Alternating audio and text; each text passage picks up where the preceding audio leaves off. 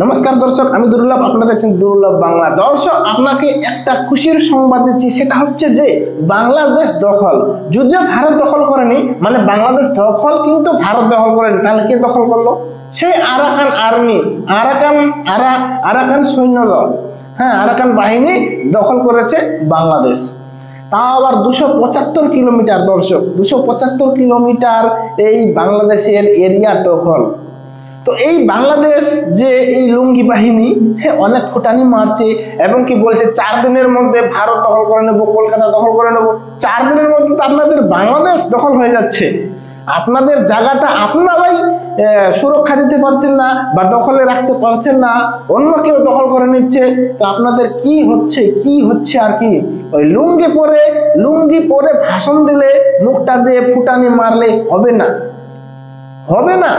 লুঙ্গিটা কখন খসে পড়বে, হয়ে পড়বে, আপনি টেরও করতে পারবেন না। এবং কি বাংলাদেশ কিছু আমি লোকদেরকে দেখতে পাচ্ছি, নেতা মন্ত্রীদের বা মৌলবীদের লুঙ্গি বিতরণ করছে। লুঙ্গি, আরে কতদিন বিতরণ করবে লুঙ্গি? তা আবার টাকা নিচ্ছে, দেখছি আমি টাকা নিচ্ছে। কতদিন এরকম চলবে? আর লুঙ্গি পরে এরকম বক্তৃতা বা ভাষণ দিলে চলবে? ওদিকে আপনার জায়গা দখল হয়ে যাচ্ছে, বাংলাদেশ ছোট হয়ে যাচ্ছে। এভাবে যদি দখল করে তাহলে তো বাংলাদেশ ছোট হয়ে একদম ছোট, যে কোনো সময় চট্টগ্রাম দখল করে নিতে পারবে ভারত। কিন্তু করছে না, কারণ ভারত একটা শান্তি ধর্ম, মানে শান্তি একটা দেশ। আর ওদিকে আরাকান আর্মি ব্যাস সুযোগ পেয়েছে, দখল করে নিয়েছে 275 কিলোমিটার। তাহলে আগে যান, ওই দখলটা যেটা দখল করে নিয়েছে সেটাকে আগে ফিরান, তারপর আসবেন। এদিকে আপনাদের ফুটানি 4 দিনে দখল করে নেব, ওইদিকে আপনাদের দখল করে নিচ্ছে। কিসের তো ফুটানি? সামান্য আরাকান আর্মি যদি দখল করে নিতে পারে বাংলাদেশকে, তাহলে ইন্ডিয়াকে আবার কি? ইন্ডিয়া তো যখন তখন করে নিতে পারবে। চট্টগ্রাম আছে, মানে চারদিকে, বাংলাদেশের চারিদিকে তো ইন্ডিয়াই আছে, ভারতই আছে। ফলে হাতের মতো দুমড়ে মুড়বে আর বাংলাদেশ দখল হয়ে যাবে। দর্শক, এত ফুটানি, বড় বড় কথা, যান এখন সামলান। তো দর্শক, এই হচ্ছে বিষয় যে আমি আরেকটা সত্য কথা বলে দিচ্ছি, সেটা হচ্ছে যে কিছু লোক দেখি না আমরা, মুখেই ফকর, কিন্তু ভিতরেও খুবই ভয়। মুখেই ফটর হ্যান কারেঙ্গা তেন কারেঙ্গা, কিন্তু ওর সাহস থাকে না। মুখেই ফুটানি ফটর, ভিতরে শুধু লটর পটর, মানে ভিতরে আবার সেরকম সাহস নেই। মুখে জিততে চায় কিন্তু কর্মে জিততে পারে না।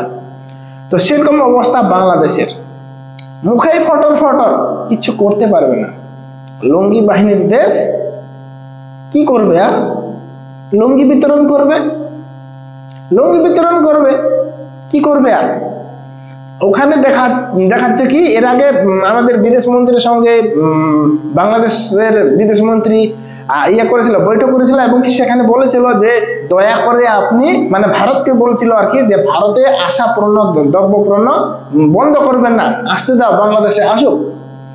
আর তারপরে আমরা ভিডিওতে দেখলাম যে ভারতের কাপড় পোড়ানো হচ্ছে, ভারতের পণ্যকে পোড়ানো হচ্ছে, আর ওদিকে দেশীয় পণ্য ব্যবহার করতে বলছে। হ্যাঁ, দেশীয় পণ্য ব্যবহার করতে বলো, এটা আমরাও চাই যে নিজের দেশের জিনিস নিজের দেশবাসী ব্যবহার করুক। সেটা আপনি বলতে পারেন যে দেশীয় পণ্য ব্যবহার করেন, কিন্তু ভারতের পণ্য জ্বালিয়ে দেওয়ার মানেটা কি হচ্ছে? এদিকে আবার ভারতীয় দ্রব্য, ভারতীয় পণ্য, ভারতীয় কাপড়কে পুড়িয়ে দিবেন, আর ওদিকে বলবেন দেশীয় পণ্য ব্যবহার করো। তো এইসব ছোট ছোট বিষয়গুলো না একদিন দেখবেন বিশাল আকার ধারণ করবে, বড় আকার ধারণ করবে। আর তখন এত বড় একটা আকার ধারণ করবে যে সেই আকারে আপনি চাপা হয়ে মরে যাবেন, মানে বাংলাদেশ চাপা হয়ে মরে যাবে, ফিনিশ হয়ে যাবে। তখন তো কেউ বিশ্বাস করবে না তো যে বাংলাদেশ বলছে হ্যাঁ আমরা করছি, আপনারা সাপোর্ট করেন, আপনারা আসতে দিন, আলু পেঁয়াজ আদা আসতে দিন, অথচ ভারতের দ্রব্য পোড়ানো হচ্ছে। তাহলে এভাবে যদি করে, একটা মানুষকে কতবার ঠকানো যায়? একবার কিংবা দুবার।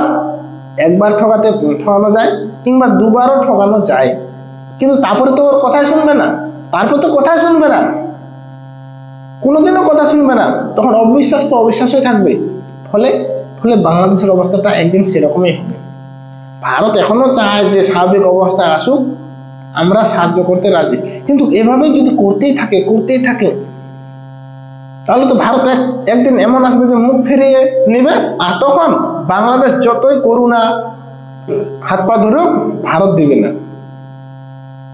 ফলে বাংলাদেশের অবস্থা, অর্থনৈতিক অবস্থা শেষ, জানিস। তো সেই সব আমি লুঙ্গি বাহিনীদের বলতে চাই, লুঙ্গি পরা মানুষদের বলতে চাই, বাংলাদেশের যারা এরকম বড় বড় কথা বলে আর ওদিকে আবার অন্য দেশ বাংলাদেশকে দখল করে নিয়ে যাচ্ছে, লজ্জাও লাগে না এদের? এরকম এইভাবে কথা বলতে লজ্জাও লাগে না? দর্শক কি বলবেন? আপনাদের মতামত কমেন্ট বক্সে অবশ্যই কমেন্ট করবেন। আর যদি ভিডিও ভালো লাগে লাইক কমেন্ট শেয়ার এবং নজর রাখবেন দুর্লভ বাংলা। ভালো থাকুন, সুস্থ থাকবেন।